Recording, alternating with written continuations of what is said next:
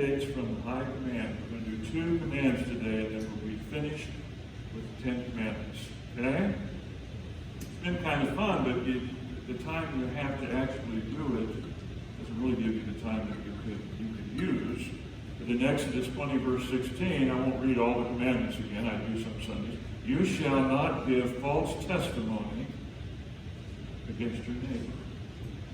Could say thou shalt not lie, I suppose. Someone stands before a judge or jury with his or her right hand raised, and the officer says, do you solemnly swear to tell the truth, the whole truth, and nothing but the truth, so help you God? This is a carefully worded legal statement designed to stop not only lying, but also deception and half-truth. This phase originated in this 9th commandment. It establishes the moral basis for absolute truthfulness in all other statements, whether written or verbal. After the reign of King Solomon, the kingdom split, as you may remember, into 2. He was in the northern kingdom was Israel, the southern kingdom was Judah.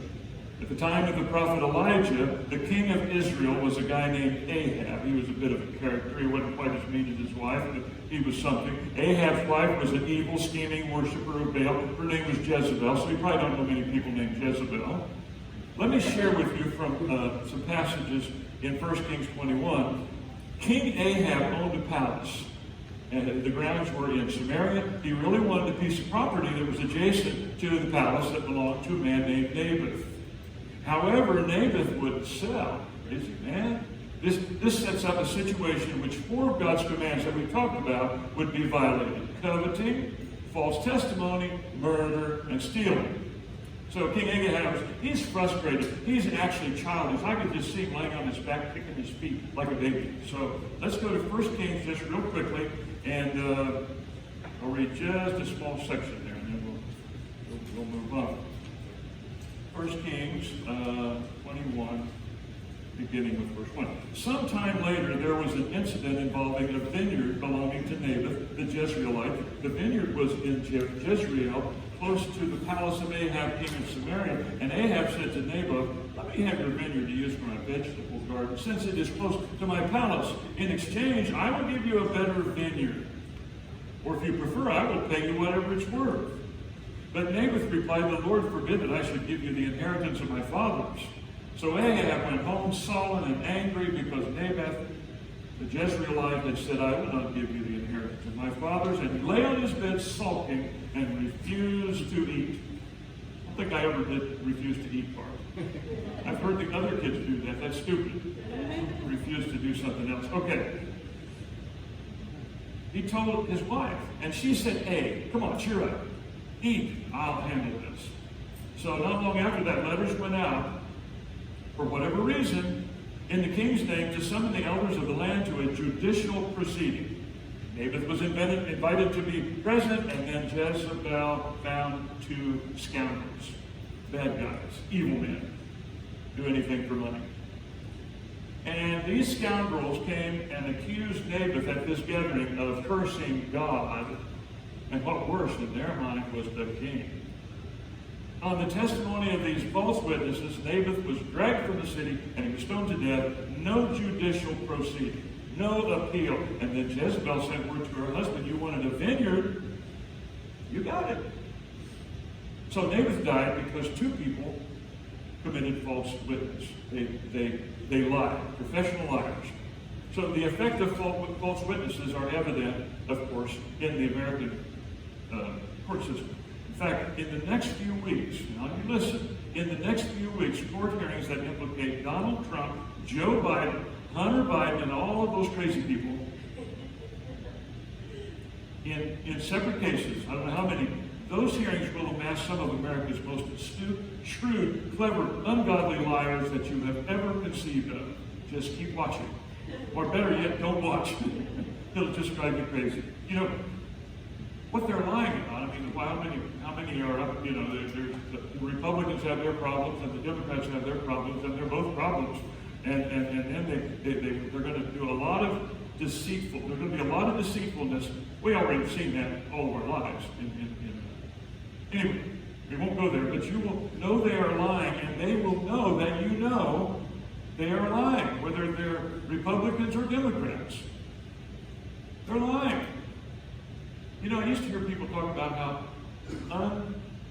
uncivilized and how dishonest politics was, and I just never really paid much attention until about the last several years. And all of a sudden it's like, who do you believe and who don't you believe? I don't even know for sure who you believe when you read the newspaper. I don't read the news. I order a paper that comes in the mail once that actually tells the truth. I think it's called the Epoch.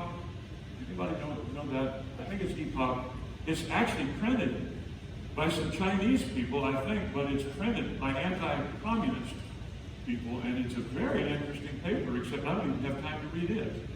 But anyway, a few years ago, George Ryan, governor of Illinois, suspended all executions in the state because evidence surfaced that at least 10 death row inmates had been falsely accused by the police. Now, I'm sure that good police officers are angry, just like I am, when the guilty are set free by some liberal judge or jury, but their word must be relied on as police officers as truth in court.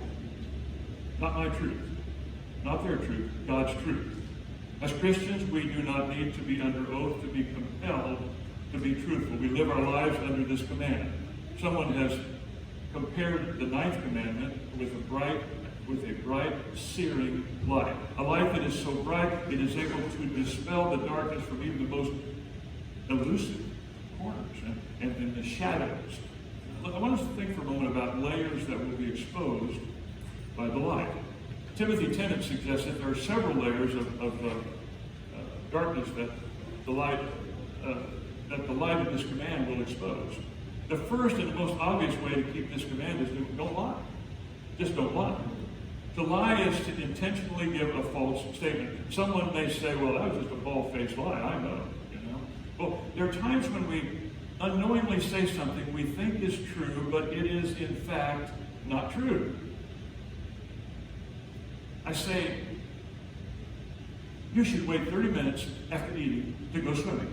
Because if you don't, you will get cramps, and you might drown. How many times have you heard that? And all the time I was growing up, and it's not true. Not true at all, it's false. But I thought it was true. Be careful what you wear when you go out into the pasture field, because you know what? Those bulls, they don't like the color red. You're right? No, it's not true. They're colorblind. Bulls are colorblind, even though they do come out with that red. But I thought it was true. Getting caught in the rain causes a cold. No, it doesn't. Getting caught in the rain is cold is from a virus. Okay? The statement may be false, but I'm not guilty of lying if I believe I'm telling the truth. Okay? Well, somebody close that back door back there just because it costs money to run the air conditioning. And it sticks open sometimes. So, sin is a willful transgression. A willful transgression. I knew what I was doing and I did it anyway. That's sin. The second layer that is exposed by the ninth commandment is deception or half-truth. A statement with an element of truth but purposely misleading someone. The police officer says, Bobby, you were driving erratically. Have you been drinking? I say, well, officer, I had 2 beers. But, I didn't tell him about the pint of vodka that I had also. So, see, I just told him a half-truth. I only had 2. Technically, it's a fact, but he also had that pint of vodka. Half-truth, deceitful. How do you deal with that? I'm sure I've done it before. I've said it before. The advertiser wants you to believe our toothpaste is 25% more effective than all the other brands. But the TV commercial actually says our toothpaste is 25% more effective. And it stops there. So when the Federal Trade Commission demands to know what does the company mean by more effective, we probably, if we're honest, we probably have to say, well, more effective than not brushing at all. So now the third layer exposed by the ninth command is keeping silent. Have we all done that? Our silence will sometimes lead to a false conclusion or impression. There's a social maxim that says, silence is consent. If you park old cars in your yard, rusty, flat tires, broken glass, just park them there all over the yard, but no one complains, then commonly it's accepted that your neighbors do not disapprove. Now, that principle actually has given rise to some sayings like, silence speaks louder than words. Or silence can be like the thunder. If you're loitering around the coffee pot and you're discussing your boss, and someone tells a tale on your boss, and you know it's absolutely not true. You know it's not true. You know it 100%, and you just listen in silence, then your silence implies acceptance. Well, Pastor, that's not in the Bible. I'm glad you said that. Leviticus 5:1. If a person sins because he does not speak up, when he hears a public charge to testify regarding something he has been seen or learned about, he will be held responsible. Jewish law says silence and lying equal punishment. It is in the Bible. How about that? Also, there's something called slander. We think of slander as damaging someone's reputation and good name. By lying, sometimes you can slander someone without really lying. It might fall under the guise of gossip. Example, after church I asked, I just walked up to you privately. Is it true that Carl got fired for stealing? I don't know. Is that true? Or is Jim's business under investigation by the IRS? Or did you hear that Bob was picked up for possession of cocaine? No, I wasn't. But anyway. Or this is a really good one. When people share things in love, it's scary. I share this in love, but someone at the beauty salon said Tom's car is parked every day at Connie's house when her husband's at work. Well, that's what someone said. But what if none of this is true?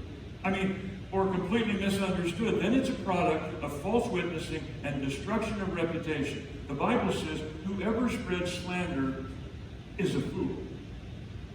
Now, the seriousness of the sin addressed by these commandments, or this commandment, is presented dramatically in James 3:5-6. The tongue is a small part of the body, but it makes a great boast. Consider what a great forest is set on fire. That a great forest is set on fire by a small spark. The tongue also is fire, a world of evil among the parts of the body. It corrupts the whole person, sets the whole course of his life on fire, and is itself set on fire by hell. Then James says, brothers, do not slander one another. In 1872, a group of men, including John Wesley, signed this covenant. They're a little more committed to these kind of things than we are today. Each agreed to hang it on the wall of their study. Following are the 6 articles in the solemn agreement. Number 1, that we will not listen or willingly inquire after ill concerning someone. You know what really bothers me is when people are accused of sins after they die. May be true, may not, but they can't defend themselves, and you can say anything you want. Number 2, that if we do hear any ill of each other, we will not be forward to believe it. Number 3, that as soon as possible, we will communicate what we hear by speaking or writing to the person concerned. That until we have done this, we will not write or speak a syllable of it to any other person. Yeah, but I can't wait to tell somebody. I'm just going to do it in love. And neither will we mention it after we have done this to any other person. And finally, that we will not make any exception to any of these rules unless we think ourselves absolutely obliged in conference. So the seriousness of the sin is addressed in James 3:5-6, which talks about the tongue being a powerful weapon. The tongue can destroy as surely as murder can, a malicious lie, idle gossip, half-truth, insincere flattery, remaining silent. Or what about, it's just so subtle, rolling your eyes or raising your eyebrows. You do that? I don't pick on my wife very much anymore because I know it gets me in trouble later. But when she was a child, she actually, I think, got spanked for rolling her eyes at her mother. That's all she did. But Marcia says a lot with her eyes. And some of you do too. Or sometimes it's just moving your eyebrows a little bit. Things that can hurt or destroy. Now, I'm just about to finish this up. I know you're glad, but I have one more. Here you go.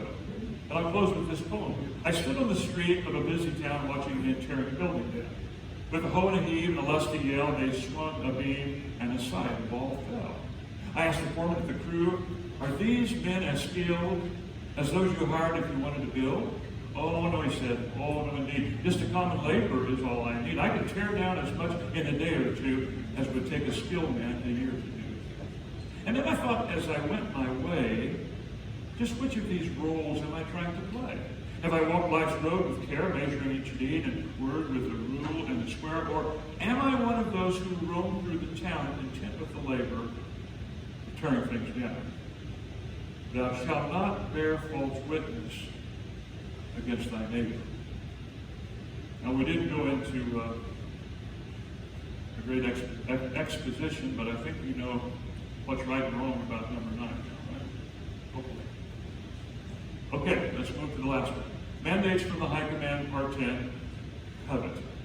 The word covet. To covet something is to crave or have an inordinate desire for something that you don't have. But it's more than that, in a sense. Let me go ahead and read the scripture first. Exodus 20:17, you shall not covet your neighbor's house. You shall not covet your neighbor's wife, or I almost said boat. Well, we'll get to that. How about a wife or his manservant or maidservant or ox or donkey or anything that belongs to your neighbor. I haven't coveted any donkeys lately, but now I used to have boats. I haven't had a boat since I've lived here, but in Georgia I had 3 different boats, different level boats. And every time I go to Habanos, I see Roy's boat out there, or where it's supposed to be. And if I decide I want Roy's boat, I want that boat. Is it called the tiki? Yeah, I want the tiki. I want the tiki. That's sin. If I want one like Roy's, that's not sin. But if I'm going to try to figure out how to get Roy's boat, that's sin. One of the most striking things about this command is it does not focus on any outward activity, not really. The 10th commandment brings the moral code of God directly into the human heart. It's really inside. It's what I want. God knows what's inside. Now let me read to you from Hebrews chapter 4. And as we think about what's going on inside, just about 2 verses here actually. Chapter 4, 4:12. For the word of God is living and active, sharper than any two-edged sword. It penetrates even dividing soul and spirit, joints and marrow. It judges the thoughts and attitudes of the heart. Nothing in all creation is hidden from God's sight.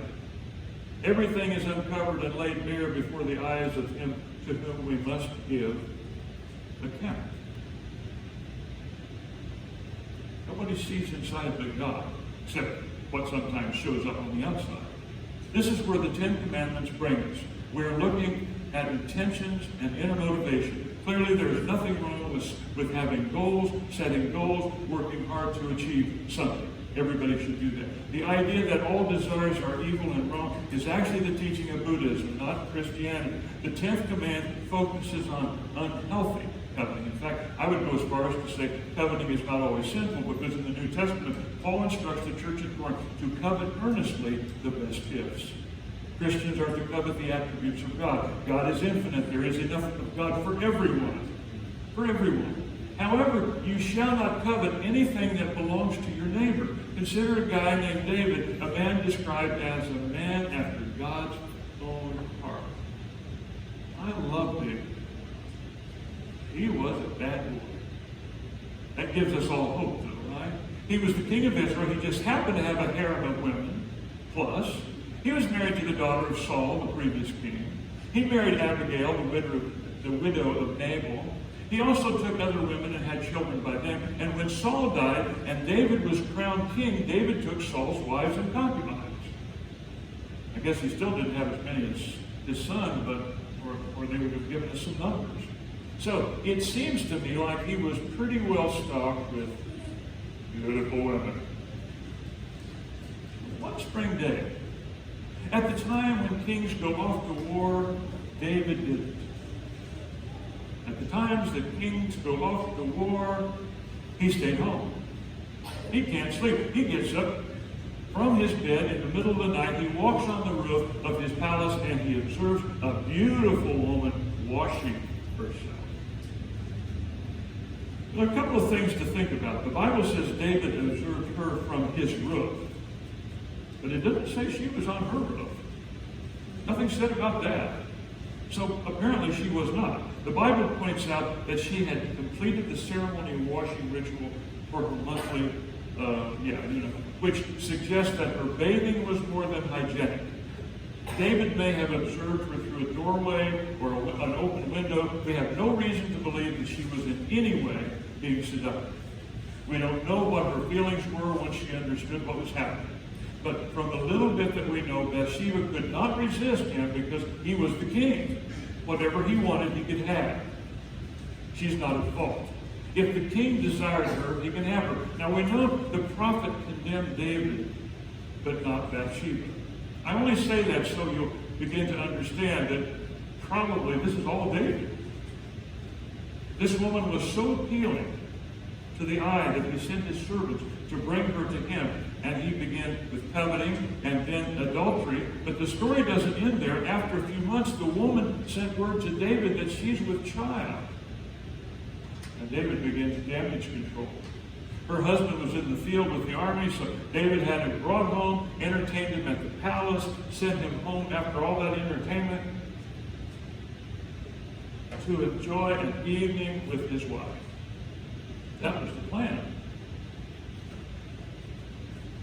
Well, unfortunately for David, Uriah was a man of honor. He was so righteous, he refused to go home to his wife out of respect for his comrades who were unable to enjoy being with their wife while they're out there fighting battles. Uh-oh, that didn't work. David's next plan, have her husband put in the heat of the battle where he will almost surely die. He did. He did. Now he's broken 3 commands: coveting, adultery, murder. Sin leads on to sin. Blaise Pascal once said there are only 2 kinds of men, or he could have said women: the righteous who think they're sinners, and the sinners who think they're righteous. We all know, as Christians, that we are really sinners saved by grace. God sent a prophet to David who said, "What have you done? How did you do this? God gave you everything and it wasn't enough." It's as though David didn't really think of it as sin. I don't really think he did. He was, after all, the king. Until the prophet Nathan told him a little story. We'll give you the short of the story. The Lord sent Nathan to David when he came to him. Nathan was the prophet. He told him the story. He said there were 2 men in a certain town, one rich and the other poor. The rich man had a very large number of sheep and cattle, but the poor man had nothing except one little ewe lamb that he had bought, and he raised it, and it grew up with him and his children. It shared his food, it drank from his cup, and even slept in his arms. It was like a daughter to him. Now a traveler came to the rich man, but the rich man refrained from taking one of his own sheep or cattle to prepare a meal for the traveler who had come to him. Instead, he took the ewe lamb that belonged to the poor man, and he prepared it for one who had come to him. And David burned with anger against the man and said to Nathan, "As surely as the Lord lives."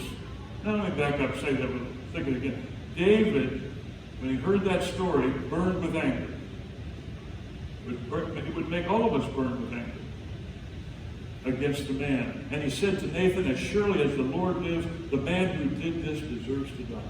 He must pay for that lamb 4 times over, because he did such a thing, and he had no pity." And then Nathan did what he had to do, and had to be brave. And Nathan said to David, "You are the man. You are the man." And finally, David's eyes are open to his own sins.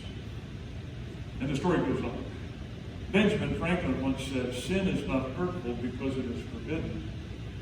It is forbidden because it is hurtful." David repented and he was forgiven, but there were consequences. God will always forgive. He doesn't always remove the consequences. And fact, most of the time he does. Virtually all television advertising is calculated to stir up lust of some kind. Coveting, longing, wishing. Coveting precedes any number of things found in the other commandments. The 6th, the 7th, the 8th, and the 9th all require overt actions. A devout Christian might be able to say, in the words of the rich young ruler, all of these I have kept since I was a child, since I was a boy. I've obeyed all the rules. But you remember, he wasn't willing to give up everything for Jesus. Coveting is really about self-gratification. Coveting is really about, it's all about me. That's one of the things I try to teach my grandkids. It's not all about me. Some people, it's all about me. It's not all about, it can't be all about you, about me.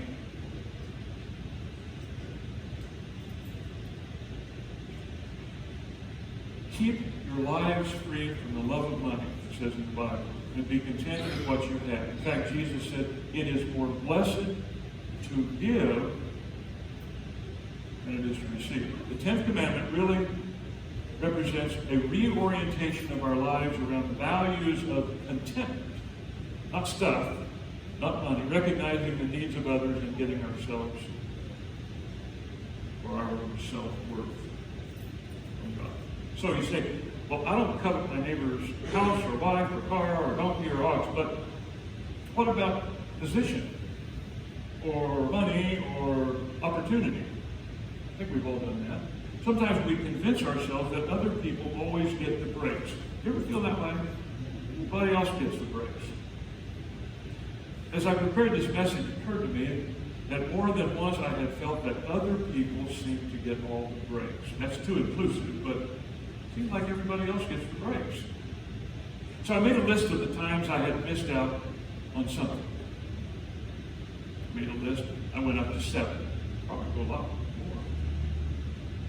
Times that I had been slighted, I was treated differently than other people, or I was overlooked, or situations that ultimately cost me some financial security, or people being unfair, or not being thoughtful, people who were incompetent. Yeah, there were a few of those too, and I made that list of 7. So, you want to join my pity party? You get to a party night? No, I'm not going to tell you any of it. I'd love to. I'd love to. And you could go, oh, poor pastor. But I thought, you know what? I mean, those didn't all come to me at once as they happened, but I look back and I think, this and this, some of it was painful. But then I thought, there have been so many very good things that have happened in my life. So I made a list of gifts and blessings and rewards, and it wasn't difficult to come up with 7. Sometimes we say life isn't fair, and at some level, you're right. Life isn't fair. It certainly feels that way. But there is no cosmic right to have an equal share of what everybody else has. We don't have that right. If you think that way, consider how you would feel if you were to be averaged out with the world's 2 billion starving people. You see, we always want to be averaged up. We don't want to be averaged down. We also fall for a second illusion that happiness comes from the outside rather than the inside. It does for a moment, and then always want another one, or a bigger one, or a better one. Now, honestly, I think I've come through most of that in my life. I think maybe age does that to you in part, and hopefully the Lord does that to you in part. Russian writer Alexander Solzhenitsyn had one of his characters in prison say, people waste themselves in senseless thrashing around for the sake of a handful of goods and die without realizing their spiritual wealth. It is not our level of prosperity that makes for happiness, but the kinship of heart to heart and the way we look at the world. I like this heart-to-heart focus. I discovered something about myself more recently. I probably started happening a few years ago, but if I'm going to meet you for lunch, I don't care very much where we eat or what we eat. Now, if you give me a choice, I may say, well, I do like this place and this is not my favorite, but I don't really care. If I tell you, you pick, no, there's always that problem. You pick, no, you pick, no, you pick, you pick. I did that one time and I got in trouble, so I began to learn that picking doesn't always work. It's terrible, horrible food. You see, I'm far more interested in fellowship or getting to know the person I'm having lunch with. I don't care what we eat. I really don't. I can tell you what my most least favorite restaurant in town is here, but I'll go, because that's not really why I go, not usually. You see, I don't always go to eat. Happiness is an inside job. So, as one commentator said, not only is coveting a sin, but that theological word that some of us use, it's also stupid. So, obeying the Ten Commandments I'm still fast. Wow, 2 sermons. Obeying the Ten Commandments is a fundamental requisite of holiness. We haven't really used that word, but I would like to do that word in the future. You can't obey except in the power and the strength of God. So if you don't believe in Jesus, and you haven't said to him, Lord Jesus, forgive me for making my life all about me and not you. Forgive me for my sins. I not only believe in you, but I receive you as Lord of my life. It's just that easy. You don't have to go to the altar to do that. Just say that. But unless you do, you cannot keep these commandments. And you still probably won't.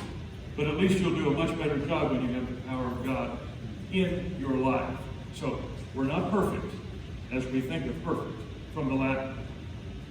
I think there's this expectation by those people in the church, those of you who come to church all the time, and by some outside the church, that we should appear righteous and holy. So we even try to appear that way when we're not sure that we really are. You see, we're not perfect, as we think of perfect from the Latin word perfectus. That's faultless and flawless and excellent. Sorry, you found that out about me. But we're called by God to be perfect. The word teleos is one of the words in maturity. Being mature in Christ, being complete in Christ. So he said, be ye perfect as I am perfect. Always being the best that we can be, but continually growing. So sometimes we use synonyms because we don't want to admit that we are sometimes weak, but we are. Sometimes we use synonyms because we don't want to admit how weak we are. We say, well, I've been struggling. No, you haven't. You've been disobedient. You've been misbehaving. Well, I have addictions. No, you have indulgences, become addictions. Well, I have moods. No, you have excesses. When my mother would get angry, especially at me, she would never call it anger. She would call it, I'm so aggravated. That was the word she liked to use. I think she felt that the word anger was a bit too close to displeasing God, but aggravated was, I'm aggravated. So that's those inside the church. Now there's another group, actually 2 groups in the church. One is those who say, outside the church, who say people in the church are hypocrites. Well, some of them may be, but that's a few people that say that. But then those who infer that they are not yet good enough to attend. Well, I'm not good enough to attend. I need to take a bath so I can take a shower, or whatever. They infer that. Or they say, well, I couldn't live that life, a Christian life. What's that got to do with coming to church? Maybe you'll learn something. They might be asked, now this is one of the things that's probably in their minds, they might be asked to clean up their lives without making them want to clean up their lives. Well, you're not going to try to clean up your life if you don't want to, and if you want to, God will help you to do it. True faithfulness and obedience is the capacity to celebrate God's forgiveness. Now listen, it's the capacity to celebrate God's forgiveness while acknowledging and being sorrowful for what it cost Jesus. Holiness brings the power not to sin. I argue with the people that say, well, I can't help it. I have to sin daily in thought, word, and deed. Well, I prefer to say, holiness gives me the power not to sin. I probably still will, but I have power that I didn't have before to fight that. It allows the freedom to admit when we do sin. Holiness means being well, but it also means getting better every day. We're doing the best we can today. I'm going to do better tomorrow. It's like salvation. Holiness exists in tension between the already and the not yet.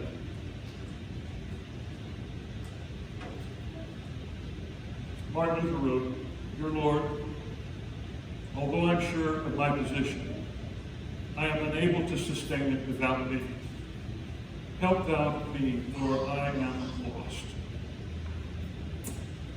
As a people who respect and obey the commandments that we've looked at now, I do my part, but I am unable to sustain my part without you, Almighty God. Now, if you think that from my sermons, if you think that I sometimes miss the mark, or I'm not sure if I agree with you, Pastor, that's all right, come talk to me. I'm sometimes wrong. But I'll take you to Scripture to show you where I'm right, if I believe that I am. God bless you. I hope you got something out of this, because it's been fun doing it, although you could probably spend, a couple of 3 weeks on each commandment if you really wanted to. Everybody good? Let's stand together. I pray that out of his glorious riches he may strengthen you with power through his Spirit in your inner being, so that Christ may dwell in your hearts through faith. Amen.